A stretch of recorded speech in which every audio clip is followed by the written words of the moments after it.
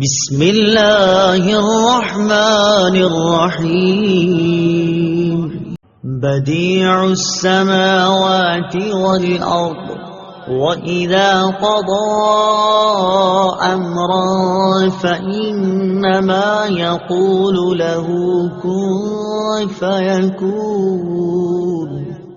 ترجمہ: وہ بغیر کسی سابقہ مثال کے آسمانوں اور زمین کو نیا پیدا کرنے والا ہے، اور جب وہ کسی کام کو وجود میں لانے کا فیصلہ فرماتا ہے تو اس سے صرف یہ فرماتا ہے کہ ہو جا، تو وہ فوراً ہو جاتا ہے۔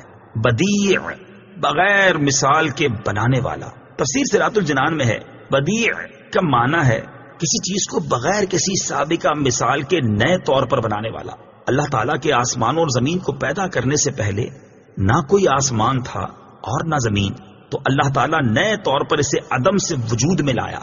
اللہ تعالیٰ تمام مخلوق کے اعتبار سے بدیع ہے، کیونکہ اللہ تعالیٰ نے ہر چیز کو خود ہی وجود بخشا ہے، پہلے کسی شے کی مثال موجود نہ تھی۔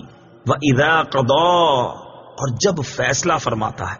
تفسیر صراط الجنان میں ہے فیصلہ فرمانے سے مراد ارادہ کرنا ہے، جیسا کہ ایک اور مقام پر اللہ تعالیٰ ارشاد فرماتا ہے انما امره اذا اراد شيئا ان يقول له كن فيكون۔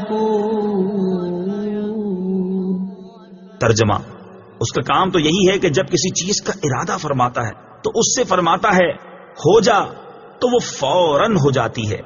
اور اس آیت سے اصل مراد یہ ہے کہ ایسا ہونا ممکن نہیں کہ اللہ تعالیٰ کسی شے کا ارادہ فرمائے اور وہ نہ ہو، بلکہ اللہ تعالیٰ کا ارادہ قطعی طور پر نافذ ہوتا ہے، اور کسی شے کو وجود میں لانے کے لیے اللہ تعالیٰ کو انسانوں کی طرح محنت و مشقت کی کوئی ضرورت نہیں، بلکہ اللہ تعالیٰ کا اس چیز کے وجود کا ارادہ فرما لینا ہی کافی ہے۔